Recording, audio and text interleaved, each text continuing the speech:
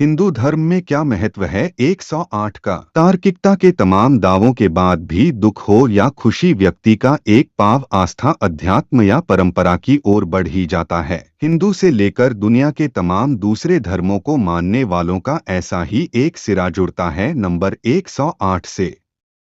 सरकारी तौर पर यह भारत में इमरजेंसी में एम्बुलेंस को बुलाने के लिए टोल फ्री नंबर है, लेकिन मान्यताओं के अनुसार जीवन के बहुत से पहलुओं के आध्यात्मिक उपचार के लिए भी अहम है 108 की संख्या।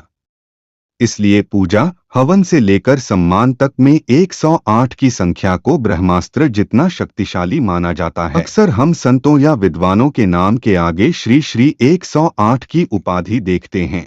कुछ लोग 1008 भी लगाते हैं, लेकिन जानकार मानते हैं कि मूल संख्या 108 ही है, जिसका महत्व है। ऐसा कहा जाता है 1 ब्रह्मा यानी ईश्वर का प्रतीक है। वहीं 8 प्रकृति का द्योतक है, जिसमें 5 तत्व और 3 गुण सत्व, रज और तम शामिल है। 0 पूर्णता या निर्विकार होने का प्रतीक है। अर्थ यह निकला कि जो प्रकृति के विभिन्न पहलुओं से निराकार होकर ईश्वर में रम जाए, उसे 108 कहा जाता है। +U+M को ब्रह्मा या ईश्वर की ध्वनि माना जाता है। इसी प्रकार 108 को उसकी गणितीय अभिव्यंजना के तौर पर देखा जाता है। हालांकि खुद को अहमियत देने के लिए अपने नाम के आगे 108 लगाने वाले इस मानक पर कितना खरा उतरते हैं, यह एक अलग सवाल है। अब आते हैं दूसरे अहम सवाल पर। आखिर रुद्राक्ष से लेकर अन्य पवित्र मालाओं तक में 108 दाने या मनके ही क्यों होते हैं?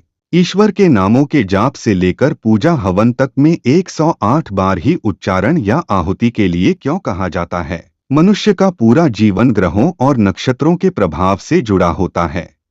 इसे ज्योतिष या खगोलीय विज्ञान में विस्तार से समझा जा सकता है। इसलिए किसी इच्छा को पूरा करने के लिए या दुख को दूर करने के लिए पूजा अर्चना की कड़ी भी 108 से जुड़ती है। हिंदू परंपरा में अमूमन हर घर में व्यक्ति की कुंडली बनाई जाती है। इसके आधार पर उसके भाग्य को देखने और समझने की कोशिश होती है। इस कुंडली में 12 घर होते हैं, जो 12 अलग अलग राशियों के होते हैं। वहीं 9 ग्रहों को मान्यता दी गई है।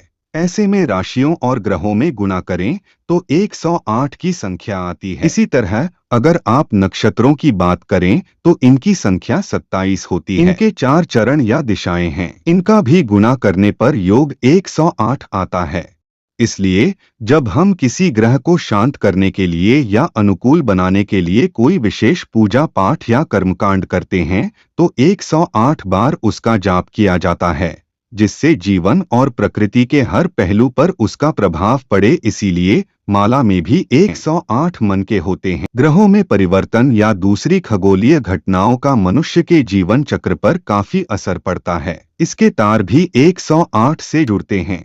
सूर्य से पृथ्वी की दूरी सूर्य के व्यास का लगभग 108 गुना है। वहीं चंद्रमा से पृथ्वी की दूरी भी चंद्रमा के व्यास का लगभग 108 गुना है। ऐसे में ग्रह, नक्षत्रों, सूर्य, पृथ्वी और चंद्रमा की गति और कलाओं में बदलाव के जीवन पर भी असर को ज्योतिष विज्ञान मान्यता देता है। दावा किया जाता है कि संस्कृत विश्व की सबसे प्राचीन भाषा है। इसकी वर्णमाला में कुल 54 अक्षर पुल्लिंग और 54 अक्षर स्त्रीलिंग के होते हैं। इनका योग भी 108 होता है। इन्हें शिव और शक्ति या पार्वती के तौर पर भी परिभाषित किया जाता है। आयुर्वेद से लेकर योग तक में 108 की अहमियत बताई गई है। माना जाता है कि मनुष्य के शरीर में 108 मर्म या दबाव बिंदु, एक्यूप्रेशर पॉइंट होते हैं। उपनिषदों की कुल संख्या 108 है और शक्तिपीठ की संख्या भी 108 मानी जाती है।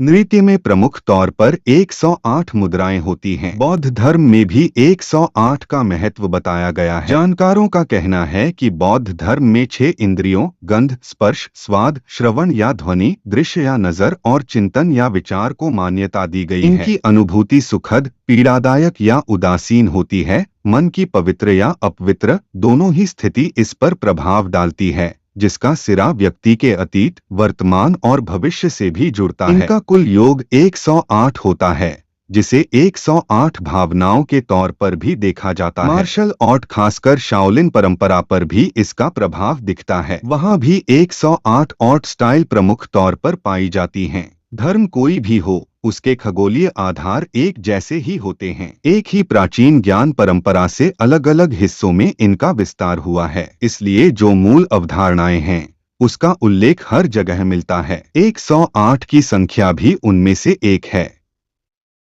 इसलिए 108 की संख्या को सभी जगह उच्च दर्जा दिया गया है।